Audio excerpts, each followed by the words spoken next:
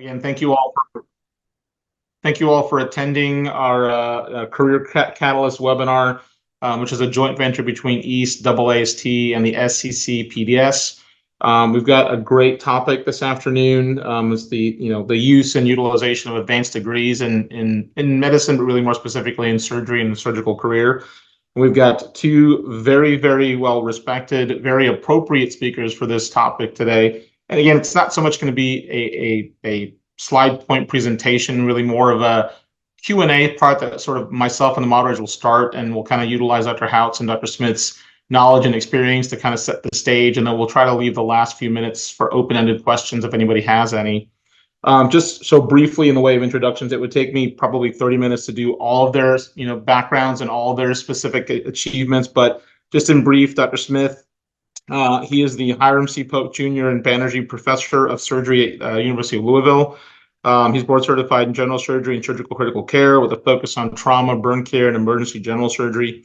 He's currently the System Chief Medical Officer for U of L Health, Professor of Surgery and Physiology at U of L. He also has, because it's relevant, a PhD through the University of Louisville and his MBA from Indiana University. He's previously served as a Division Director of General Surgery at U of L and the Chief Medical Information Officer and Chief Medical Officer for U of L Hospital as well.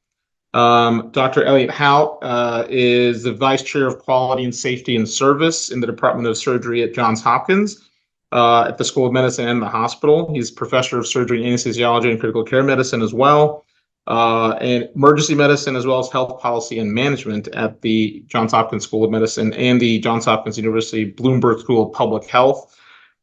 He has got a PhD in clinical investigation, correct, Dr. Haut? Did I get that from LinkedIn? Okay. That he also obtained from the Johns Hopkins Bloomberg School of Public Health.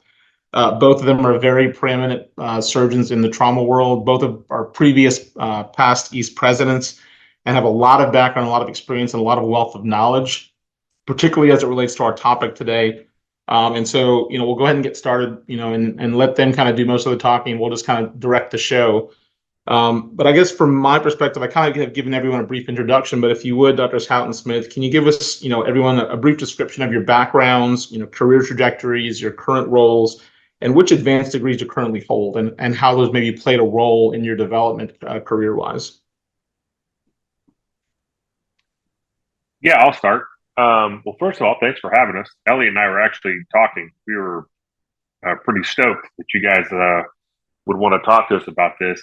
And then we started laughing, and we realized it's because we hold most of the degrees that people are going to ask us about. So we've got everything kind of covered. I think for my advanced degrees, I have a PhD in physiology and biophysics, and my concentration was in biophysics. So it is a very basic science-oriented PhD. And most of the laboratory stuff that I've done a few clinical things, and I write clinical papers, obviously, but most of my real research is based in a basic science laboratory aspect from the PhD perspective. And then I see Dr. Brewer on here. We got our MBA at the Kelley School of Business. I got mine after I became the CMO of our hospital and then subsequently the healthcare system. And I'll talk about that. But, the MBA is obviously a very different degree than a PhD and a very different degree than MD. And so that's something to talk about later on and when we discuss things. So different groups from that, but definitely different than what Elliott has specialized in. So, yeah, and I think you're going to hear a lot of interesting stories, and Jason and I have a lot of things that overlap and a lot of things that diverge, and I think that's okay. I think that's why we're here, and we will augment each other. So I've been at Johns Hopkins now for 20 years on faculty. I did my fellowship at Penn and came here thinking I wanted to be an academic surgeon, and I might work here for a few years and then go get some other job, and I haven't left. I got my PhD not during medical school. I didn't do MD PhD.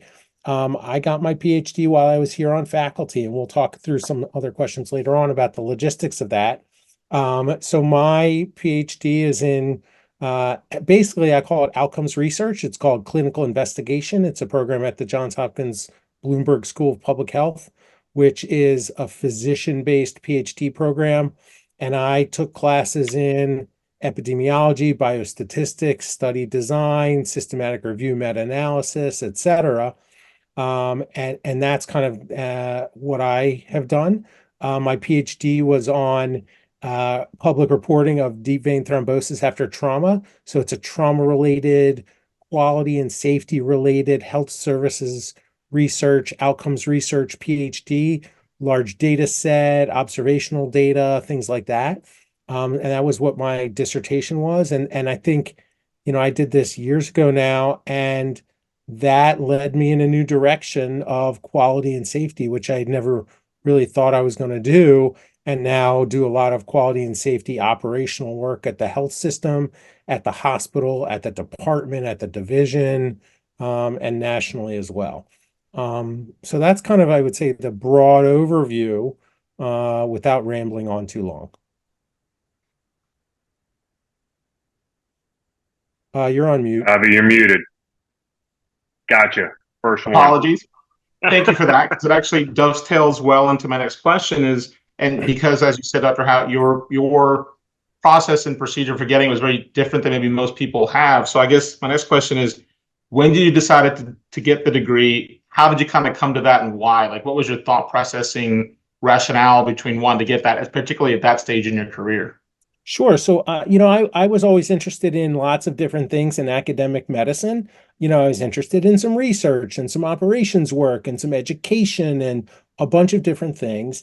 And as I started to work with people here at Johns Hopkins, they said, hey, if you want to be a real researcher, you need some advanced methodology training. You can't just say, I learned a little bit of statistics nights and weekends, and now I'm a real researcher.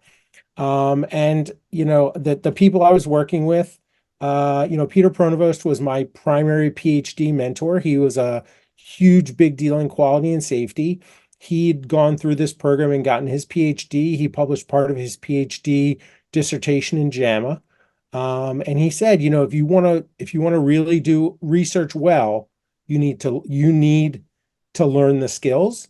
The best way to do that in many ways is to go get an advanced degree. There's a very standardized curriculum for, like I said, epi, biostats, et cetera, for what you want to do for health services research. It's not the only way to get the knowledge, but you need to learn those skills. In some ways, that degree helps as well. So I applied for and I got a K award. So these are, that mine was from Agency for Healthcare Research and Quality, AHRQ. These K awards are mentored training grants. They're mostly a junior faculty grant that protects your time to do research and to learn about research.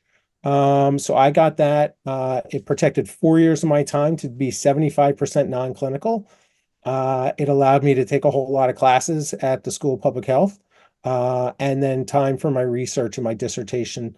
And my 75% of time was, Monday through Friday classwork, and then Friday night call every day or every Friday for about a year. And, my summer break was weeks on trauma service, weeks on clinical. My winter break was weeks on clinical. My spring break was weeks on clinical, because, they did protect my time pretty well to do that. So I think it is certainly not the only way to get an advanced degree. I think for certain groups, that might be a great opportunity. If you really want to do this and you're already on faculty and this is your pathway, you can certainly do it that way. We now have residents who go through the same program.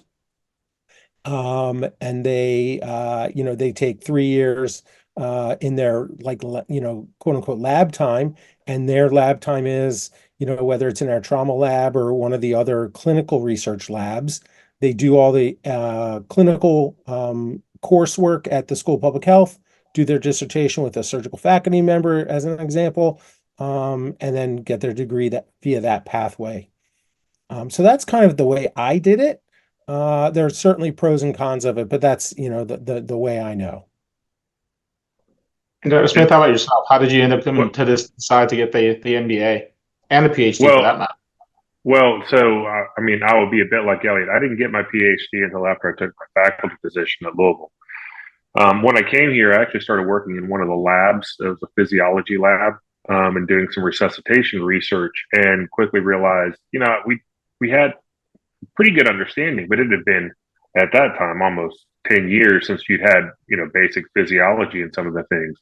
So I started taking a few of the courses that were offered over at the medical school, and just, taking a course here and there. You were faculty, they were free to take the course. And so I took a biophysics, and then I took a second biophysics, and then I took what was called integrated physiology. And one of the professors pulls me aside and says, if you take about 12 more hours, you'll basically have enough to start your PhD. And so you started looking into it. And that's how I got into that program, to be honest with you. And it was taking a few classes to get better at some of the physiology research and techniques and things that we were doing in the lab. So it was a great time. I mean, I will tell you, right, particularly when early on, you're trying to find a niche for yourself. And I think what people don't realize is once they get into academic practice, it's not like being a fellow and a resident any longer. When you're on call, you're doing a lot of stuff and you're busy clinically, but you're going to look for things to fill your academic time, your niche. And it could be, hey, I'm going to do research, or hey, I'm going to do informatics, or I'm going to do clinical stuff, or I'm going to take more clinical shifts, or you figure out kind of what that is. And for me, it just happened to be this. And so that's kind of how I got into this path and developed that career. And very much like Elliott, I did a K award. So I got a K award to help protect some of my time and pay for that. And then immediately following, almost really at the completion of that K award, is when I got my first DoD grant from a laboratory perspective. And I've been funded twice from the DoD. Still haven't cracked that NIH nut yet, but I do have a few $1 million of DoD funding from it. Now, the MBA was completely different. So what I tell folks is the MBA is one degree that as physicians, I think you need to understand a little bit about practices before you go get the MBA. And that's one of the things that I tell folks that are coming through residency. They're looking at this MD, MBA path. It's not that you're not smart enough. Trust me, you've got it. And you can understand some of the finances, and there's nothing in that MBA class that's going to trip you up. There really isn't. I think the difference is you have to understand some of the practicalities of managing and working in a healthcare network to apply that experience to. And you get so much more out of it then, because unlike a PhD or an MD, everything in an MBA is very superficial. You're glossing over things like logistics and finance and accounting, and you spend, a very small amount of time learning it, because you're not going to be the expert in any of that. That's not your job. Your job is to understand enough that you can talk the talk and walk the walk in those meetings. And so I think from that standpoint, the more experience you have, the better. So I got mine when I was starting to get into the executive boardrooms and do things like that. And for that very reason, because those are things that we do not cover in any of our stuff. And it's important to have some of that understanding. Jason, I think you make a very good point, and that's all of the reasons I decided to pursue the MBA at the very same time as you did. Just to go back a little bit, in your time in considering these degrees very early on, so determining whether to get a PhD versus a Master in Science or an MPH, were there things that made you pursue the PhD? That seems like a long time. So what ultimately made the decision, and did you consider other degrees prior to making that decision? So I did. One of the things that I looked at, is obviously there's a strong MPH program at U of L. They do a lot of environmental pollution work and have a lot of things on epidemiology and how that affects disease processes. So that was one thing I looked at. They had at the time, it was called the CREST program, and I cannot remember an acronym, but basically a clinical research type Masters of Science program. And for better or worse, I sat down with one of my mentors at the time, and he said, well, you've got a doctorate in medical science. Why are you going back to get a master's degree now? And he's like, if you're going to get a degree, he's like, get something that somebody outside of the University of Louisville may recognize if you decide to go do something else. And so he said, make sure it's one like an MPH or a PhD or an MBA. Now, that being said, I'm not sure that advice takes, but it is something when you consider it as saying, hey, why am I doing this? And for me, it was about the training, and it was close enough for me to be able to get the classwork done. It really aligned with some of my research efforts and getting the K Award, and you can kind of tie that whole training program into the K Award and the way you author those. So it just made sense. And for me, that's always been the case. Is if you're looking at these things, is what makes sense for you, what makes sense for your family, your friends, your network that's supporting you. Talk to your partners; they're going to have to help you through this. Talk to your department and your leadership to figure out how this will work for you and for them, because they're going to get a benefit out of this too. And I'll say something in a very similar fashion. The School of Public Health, Bloomberg School of Public Health has PhDs. They take 3, 4, 5 years. Mine took me 5 years. We get the residents through usually in 3, although not everybody finishes in 3. But you can also do a 1-year Master's of Public Health degree. You can do a 1-year MHS Master's of Health Sciences in the same program, clinical investigation. So there's other options for these clinical research degrees. And I think part of it depends a little bit on, what do you want to do with it, how long you have, who's paying for it. So, if you're a resident and they only are giving you 1 year to take time out of residency, obviously you can't do a PhD, but you can do a Master's of Public Health in 1 year, or a Master's of Health Science, or whatever that degree is, and that can teach you these clinical research skills very well. It really depends on, I think the time thing is an issue. The money thing, I had funding from my K Award that paid for the tuition for my PhD. A 1-year master's degree at Hopkins is like $75,000. A multi-year PhD, if I were paying out of pocket, is, the first year $75,000, and then it's part-time after that, but it adds up. And if you have to pay for it out of pocket, you got to decide very carefully, what's it really worth to you in the end. If there's any possible way you can get somebody else to pay for it, I would certainly do that. And part of that might be grant funding. Part of that might be a department, if you're a resident or a faculty member. Part of it might be, a faculty benefit. As a faculty member, we can take certain amounts of credits of different things, and many institutions have those. So there's many ways to do that, but I think you have to just decide, and I'm not going to say you're more or less invested, but if you have a K Award and you've got 3, 4 years, I think a PhD is a real option. If not, it's really hard to get a PhD, part-time over the course of 5 years, unless you really, really have protected time. An MPH degree is a more doable thing, or, a master's in education or whatever those other things are. There are ways to do that over a few years, online, remote, hybrid, etc. You just got to decide, why are you doing it? What are you interested in doing? And how's it really going to help you? All great points. I think they probably gave me lunch money for my MBA, and the rest I paid for. But lunch was free at the MBA, y'all. Just to point that out. So this is my segue. So in your current or previous roles, how have these degrees helped you? Have there been times or opportunities that you think presented themselves only because you had these degrees, or times you say, "Hey, man, I wouldn't have been able to do this without this degree"? Jason, I got a good example. If you don't mind, I'll go first. Yeah.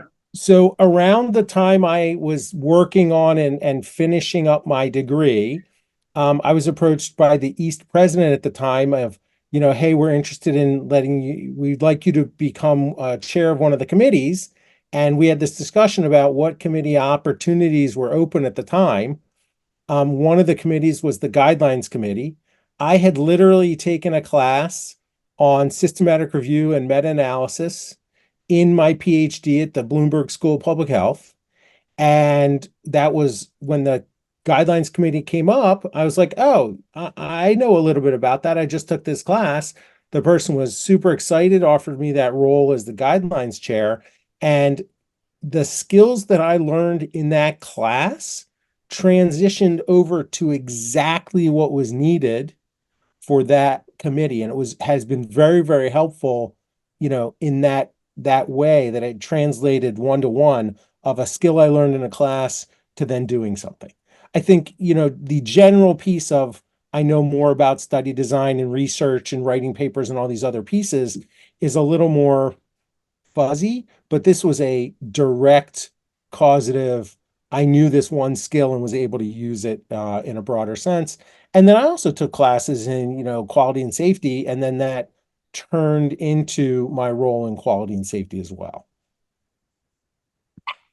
Yeah, I think, from my perspective, it's a bit like I said before, it's walking the walk, talking the talk. I think for both of those, for the PhD for me and then the MBA, the PhD, you suddenly are looked at as quote unquote a real scientist. I laugh when I get that. But they do. I mean, the PhDs that dedicate their life to basic science research, and they accept you more, and you tend to have a more of a cachet, even if you are just an MD, if you're dedicated to that. For someone like me who was just starting out, I think I didn't have a 20-year career in research that people understood how dedicated you were to research. And so one of the ways to check that box early on and to be part of this was to get the PhD. The MBA is a little bit the same.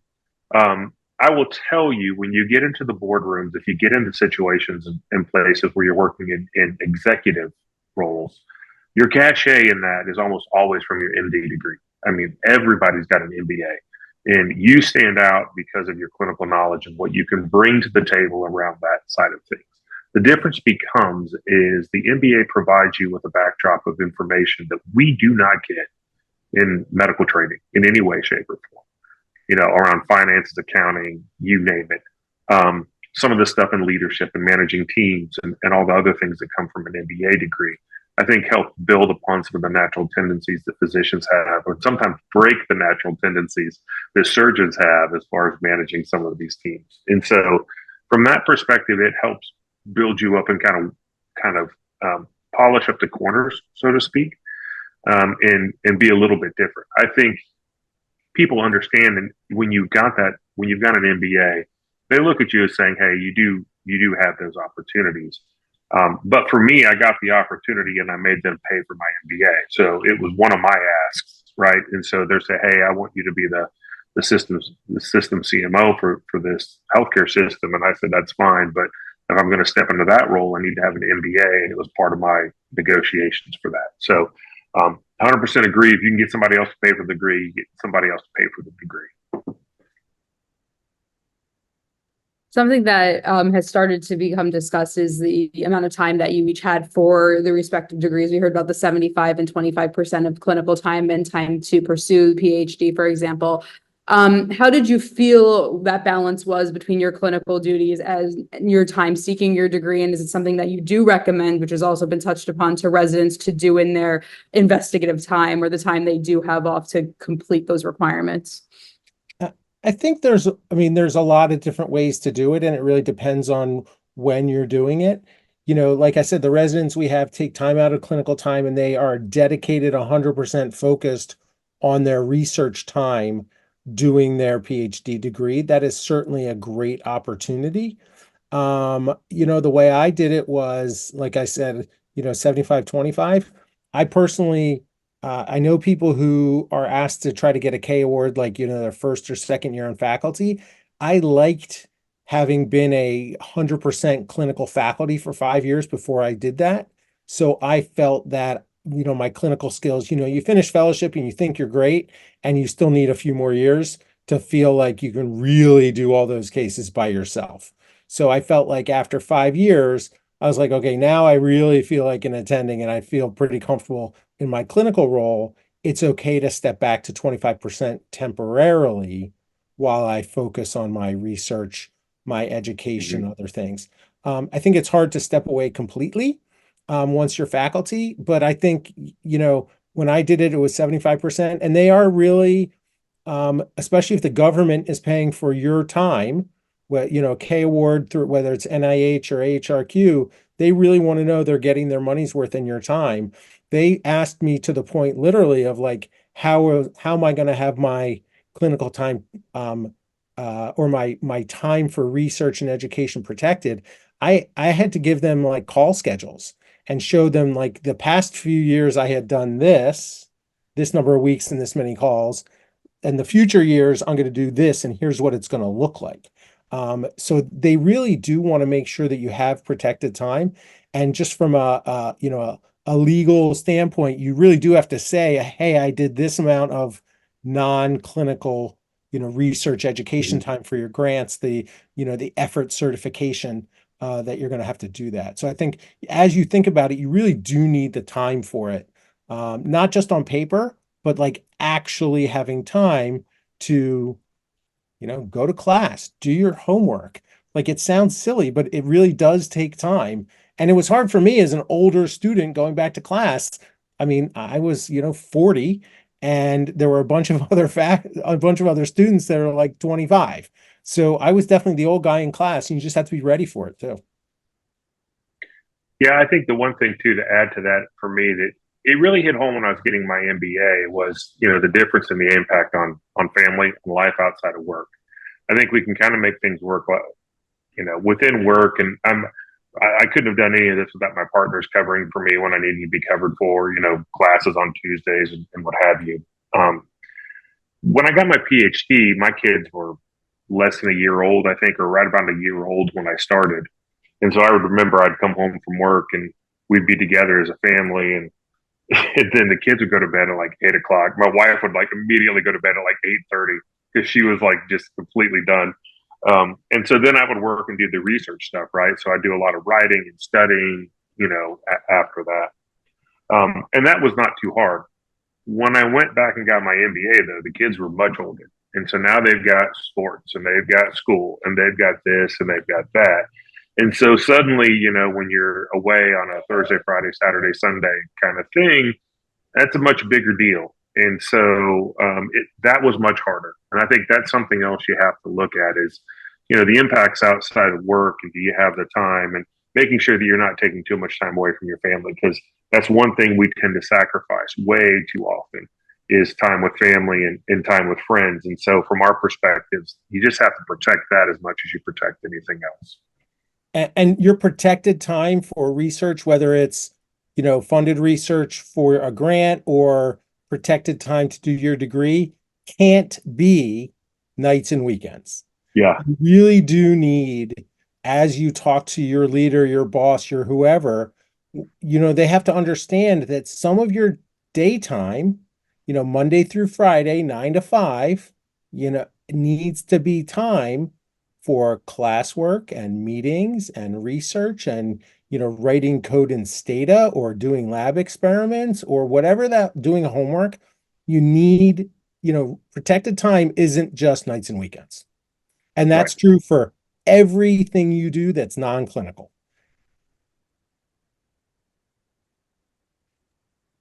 Did you complete your studies in person entirely, online entirely, or in a hybrid format? And are there pros and cons to each of those when looking into programs?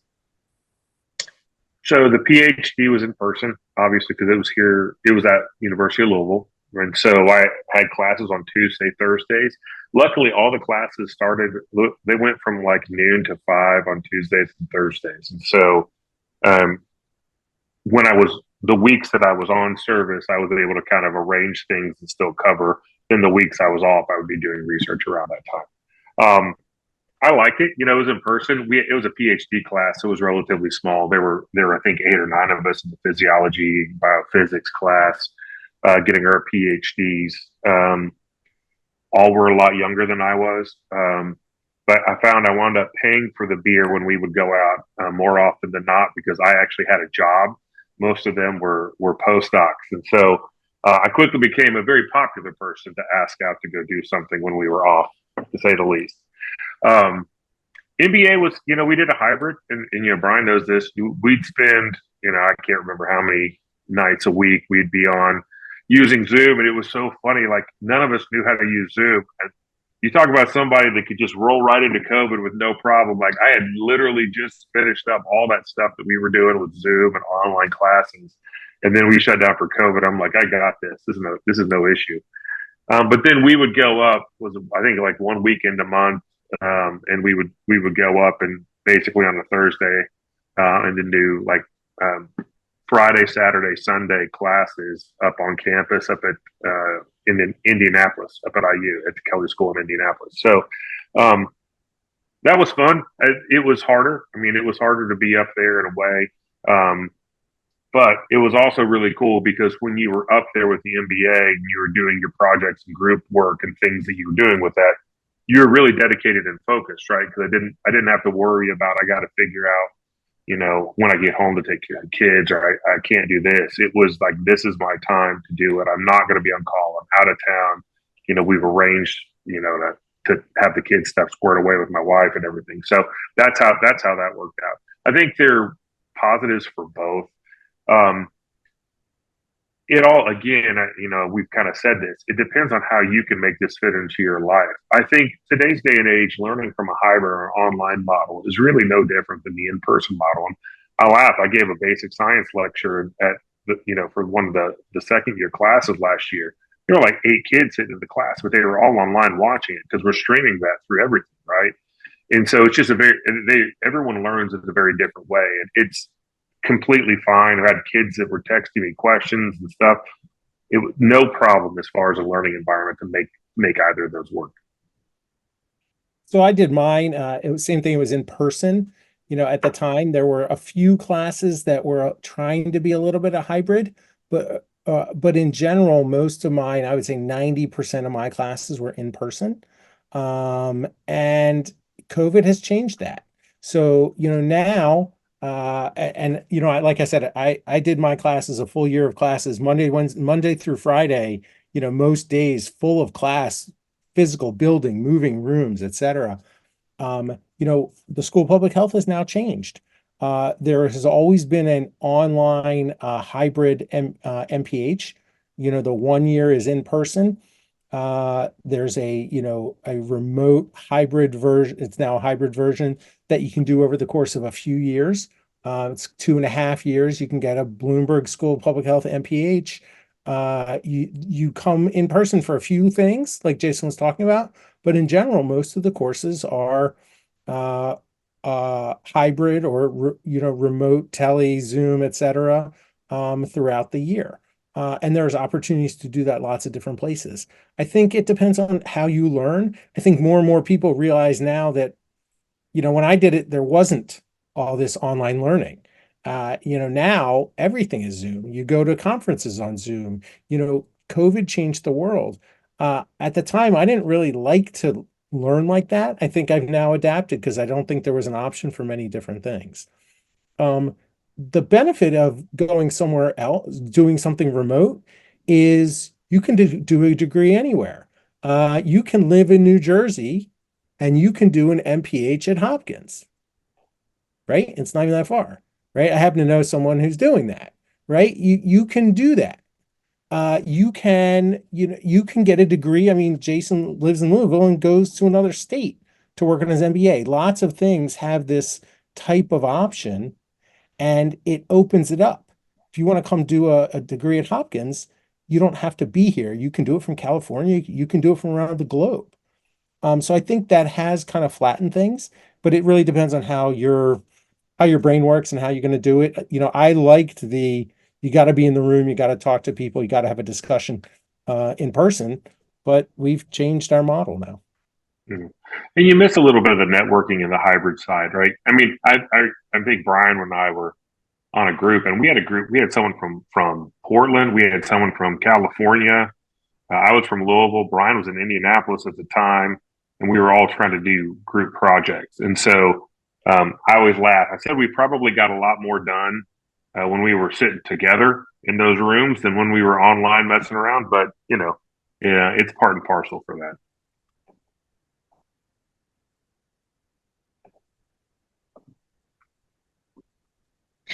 I don't want to pull everyone too far back in the conversation, but there are a couple things that were mentioned earlier that I was hoping to ask a couple of follow-up questions on. And Dr. Haut spoke about this a little bit, and Dr. Smith, you echoed it.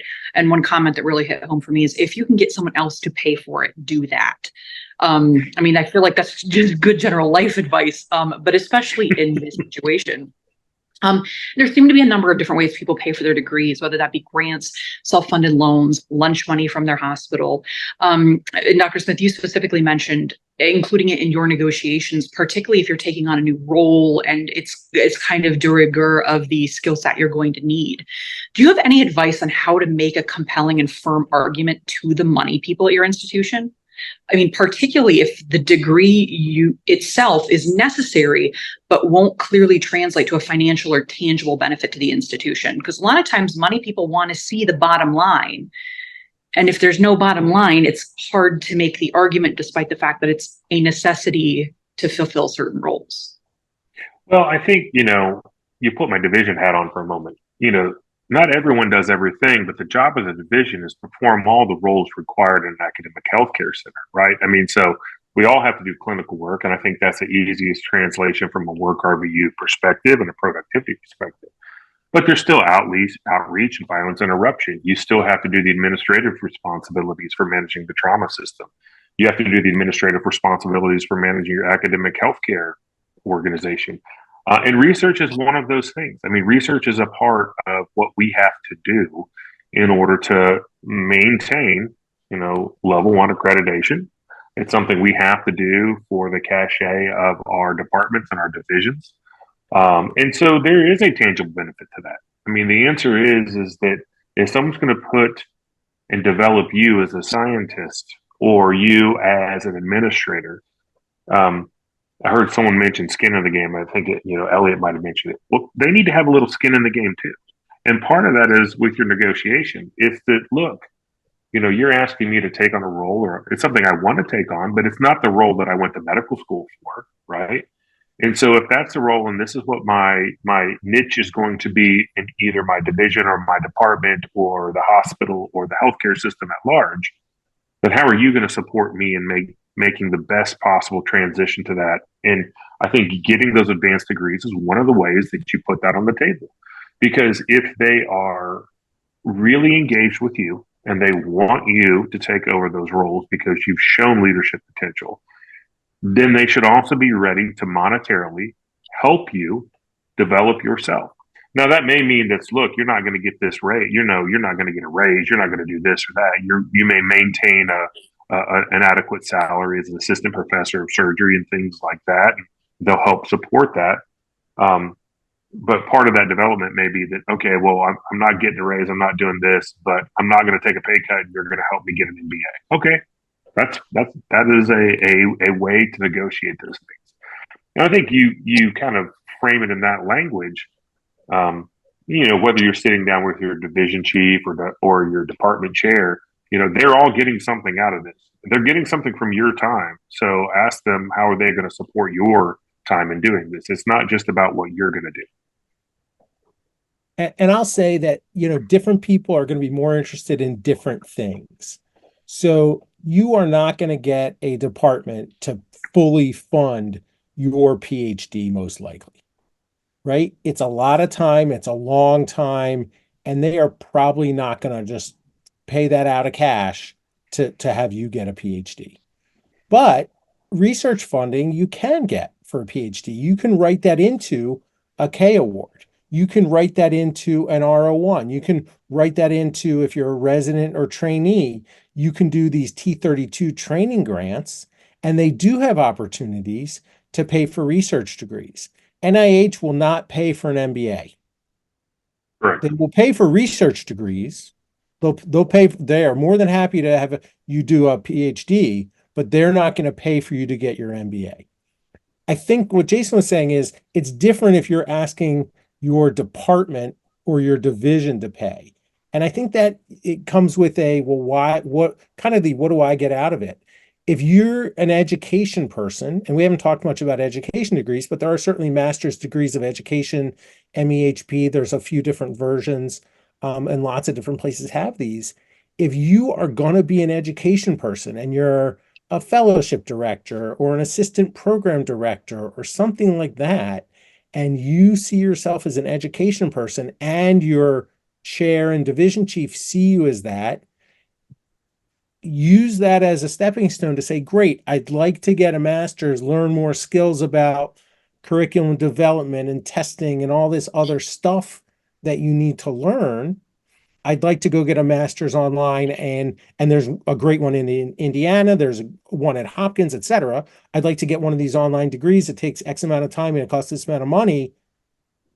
That's a good reason to try to incentivize them to pay for it for you. Or like Jason said about the MBA, like, you want me to do all this stuff that's administrative, I need the skills, and the way to get that is an MBA.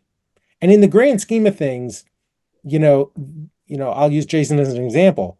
They got their money's worth out of Jason, right? They paid for his MBA. I don't know what it costs, $50,000, pick a number somewhere, right? But now the work Jason's done at the hospital and the health system, they've totally made back that money tenfold. Well, and I think also too, it's a little bit like when you start research, is there's little pots of money everywhere for this, right? So it's maybe a little bit of division funds, and it's a little bit of department funds, and maybe it's a little bit of, I've got a benefit from the school for free tuition for some classes, or you figure out how to put this program together. And as a good trauma surgeon, right, we adapt, improvise, and overcome. So I think part of that too is pulling in a lot of these small pieces can really help develop your program. And I think from your perspective, it's not as big an ask. If the answer is, hey, I need you to help, cover hotel rooms as I go once a month to this thing, or I need you to help cover, books, or you figure out what that is. I think there's lots of ways to be able to find and fund this. But again, it's about espousing, that ask and saying that, you're going to get a benefit as much as I am from all of this. Great conversation. Thanks, everyone. Before I open it up to open questions for everybody, I actually had two questions that popped into my head when we were sort of having this conversation. Would it be correct to say that, because both of you did these sort of later in your relative careers, like not as trainees, it sounds like the benefit of actually having real world experience working as a clinical surgeon really helped, not just your decision to do the degree, but how and why you wanted it, and actually made it practically more beneficial for you because you had that tangible real world experience. I would agree. Sorry, go, Jason. Well, no. So two things. Well, so one, getting an advanced degree on an attending salary is a hell of a lot easier than getting an advanced degree on a resident or a medical student's lack of salary. So first of all, let's just talk practical aspects from that. I don't know that I got real world experience in the PhD. I think actually it was harder going back to basic science after being out in clinical for so long. So that was a little bit harder. What I was talking about is in particular for the MBA, because you're really talking about managing systems and finance and operations and things like that. You have to have enough experience to understand how the hospital or the practice or something works, right? Once you get that experience, then you're applying the lessons learned and what you've been pulled together from the MBA to be the person to help manage some of those things. So that's really from the real world experience. Very different, right? Because I will say it was one of the reasons I went back and took classes, and for physiology and particularly for biophysics. When I took biophysics, it had been so long since I'd gone through all of the depolarization of cell membranes and all these different things that could I have learned it on my own? Probably, but going through a structured class sure made that a whole lot easier than me just trying to read or learn it online. I will say, I have a lot of MPH mentees now, and people ask the question of like, when should I get my degree? Johns Hopkins School of Public Health, MPH, you need to have 2 years of health related experience before you can even do that degree. They don't want people that have just finished college going in and doing that master's degree. They want people, and when you go see these students, some are partway through medical school, some are physicians that are fully trained from other countries that come here. Some are, already, attendings like me. Some have already worked at, Department of Health or other things like that, but people have experience. And I think, going back to do an MPH degree, even halfway through residency, by then you understand clinical medicine. You have some good clinical questions you feel like you could be asking. You understand how the system works.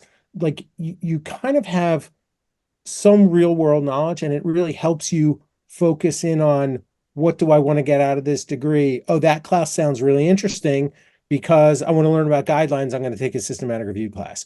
Or I want to learn about the economics of this because I want to do economics and economic analysis types of research. I'm going to take a class in that. Whereas if you take it right out of college, you won't really know what you need to learn. Um, so I think, and maybe there are some medical students on the call or listening in.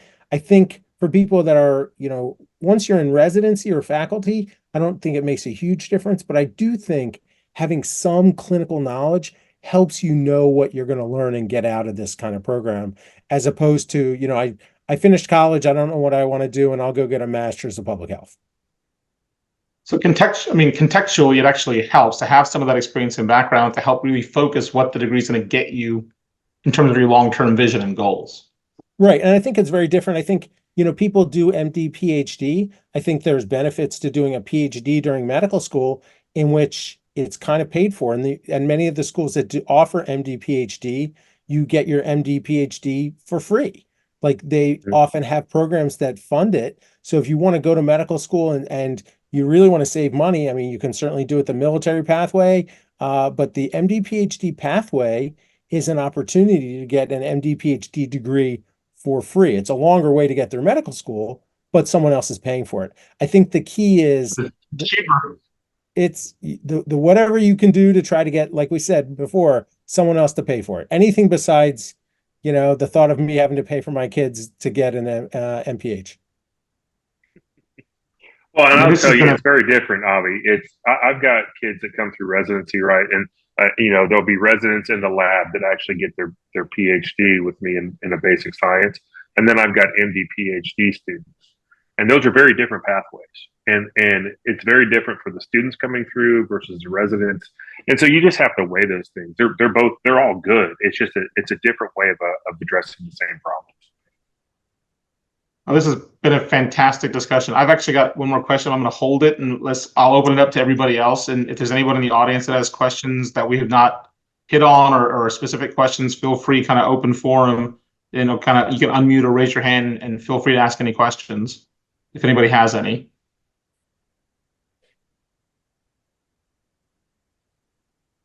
I don't see anybody raising a hand. Okay, well, then I will ask my question since I have free time. Specifically with respect to the MBA, and this actually just popped into my head when you were talking. I hadn't thought about this before, but I know that there's different MBA pathways. So there's like traditional MBAs and there's sort of the executive MBAs or even healthcare specific MBAs. Do you see any value, like for us, obviously as healthcare practitioners, in doing just a healthcare MBA versus a general MBA, or what are the nuances or differences between one pathway or the other? Yeah, so I will tell you. So the Kelly School business degree that we got was a healthcare MBA. Now, that being said, you still have to go through the exercise of making the widgets and marketing the widgets. Like you learn that, but then a lot of the other things you do as far as casework and things like that are coming into it with a medical bent or something around healthcare systems or things along those lines.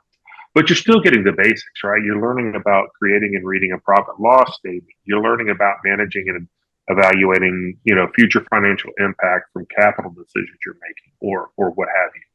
So that's the same. Whether I'm doing that in a coffee shop or a factory or, a healthcare industry, it's the same kind of work. And I think, one of the things that really kind of brought that home was I think we had a project where we had to put together a cell phone and use international suppliers to provide the stuff and decide where we're going to build our factories and all the rest of that stuff.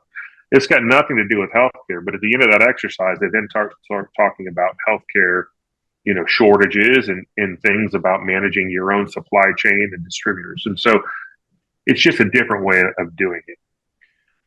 The executive MBAs are good. They're very expensive. And the executive MBAs are very much designed for someone who has been in the business world for like 10, 15 years. There's nothing wrong with them, but you will not get the same kind of experience in that as you would in like a hybrid MBA or the one that Brian and I did or a regular class MBA, because that's not what they're made for. they're made for somebody who already knows these basics, right? I mean, you have to know kind of accounting, you have to know finance, you have to know all of this stuff coming in. And then they take about a year to kind of, again, polish up the edges, teach you some leadership stuff, talk about managing folks. And so it's just a very different world. I worry if you said, hey, I was going to go get an executive MBA as a physician, unless you really stepped into boardrooms and finance and stuff in the past, you may not have the skills necessary to walk into those type classes and be able to do the stuff you need to do. That's my only caveat. And as someone who doesn't have an MBA, but this applies to all degrees, it's not just to get those extra letters after your name. It's not just to say, oh, I have a PhD. It's what do you learn during that degree? So, when people say, what did you learn during your PhD? I was like, here's my class list. Epi 1, Epi 2, Epi 3, Epi 4. Biostats 1, 2, 3, 4. Systematic review. Design of clinical and clinical experimentation. Like I can list all these courses that were concrete skills that I learned how to do. It's not just, oh, I got a PhD and I have those extra letters. It really is the skills. And it's the same thing that Jason was talking about. Or if you're doing a master's in education, what did you learn? This is how to design a curriculum. This is how to do a test. This is psychometrics of testing. Like all these skills that you need to learn. It's not just, punching the ticket to get some extra letters to look good on paper. It's how do I learn the skills and then translate them into what I do on a daily basis. So it sounds like intentionality is important. Like, what are you really intending to do with this and use, and how is that going to get you where you want to go? Yeah, and I'll tell you, as I talk to, I have mentees who are both PhD track and MPH track students at Bloomberg School of Public Health. There's a very clear list of courses. The PhD, these are the courses you take first year, and then second year you have to take a certain number, et cetera. But I say, go look at the rest of the curriculum and see what else there is to learn. This is your one chance to be intentional. Like you said, we have all these different other certificates. So if you're interested in quality and safety, there's a quality and safety certificate. There's an injury certificate. There's a disparities certificate. There's a cost effectiveness certificate. There's once you have a PhD, no one's going to look and be like, oh, you have a PhD in MD. Ooh, you have a certificate in this. No, but the point is you learn the stuff by taking those classes for that certificate. So I took a bunch of classes in quality and safety, and those have done me well in my role in quality and safety. So when I have meetings, I understand how things work in the quality and safety world because I've taken classes from people who are experts in that field. So that sounds like that's another pathway, which I guess we had not brought up before, but without necessarily even getting a defined degree, there is value in taking certificate programs, in particular, nuances and niches of what's interesting to you. Absolutely. So if if maybe you're not as interested in research, but you are interested in quality and safety, there are master's degrees, and there's one at Hopkins in quality and safety. And you learn some of the same things, epi biostats, but you learn about the systems of safety, and you learn about all these different approaches. And there's a bunch of different experts. And I'm not saying it's the only one in the whole world, but it's not a pure research degree. There's also a DRPH. It's a Doctor of Public Health. It is a practical degree, not a research degree. It's how do I do public health? That is a part-time degree. School of Public Health at Bloomberg has one, but lots of other places do as well. It is not, I've done this research, primary research, whether it's, the basic science Jason does. It's not like that. It's not health services research. It's how do we do public health interventions? So there's different degrees for different things that you might be interested in doing in your career. So That's great. It's great information to know. Sorry, go ahead, Brian. Yeah, not to prolong this too much, but one of the things, this kind of a statement, and I want to see your take on it. One of the things when I was considering an MBA, like right out of fellowship, Dr. Rizicki kept saying it's too early. Don't do it. It's too early. Don't do it. And so the moment she left IU, I enrolled. And all the things that she said would come true came true, mainly that you now become the expert. You have something that most of our colleagues do not.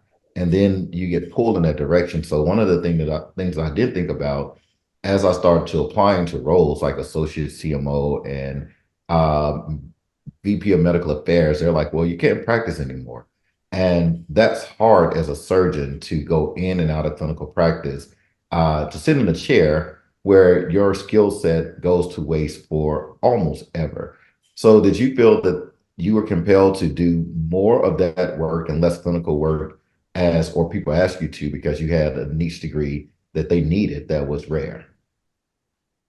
Well, I will tell you, I do not. So I still practice probably more than I should at times.